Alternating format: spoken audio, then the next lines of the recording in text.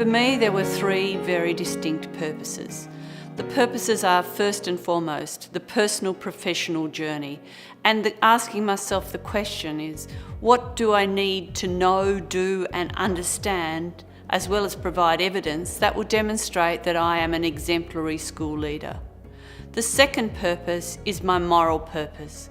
As a school leader, my moral purpose must always be on how can I ensure that every single student in this school receives the best possible education, and so that they will realise their potential and achieve the outcomes that are appropriate to their future. The third one is probably just as important but slightly different. It is about my professional responsibility. Like, what can I do in this context to ensure that the status of principals is raised to a point which recognises the complexity of their task? What can I do as a principal to support those people who are entering the profession? How can I nurture them? How can I guide them? How can I ask them those challenging and yet supportive questions which will help them to realise the evidence that they need in order to become a certified principal?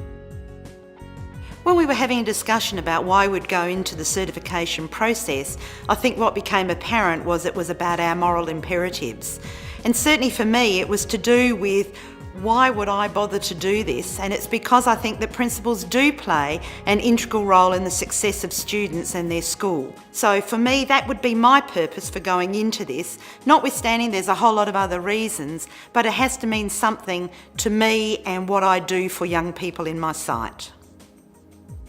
When those three purposes come together, then I believe that we will have a place which clearly defines the process of certification.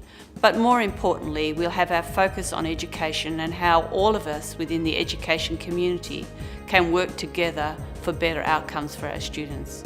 That's the key to certification.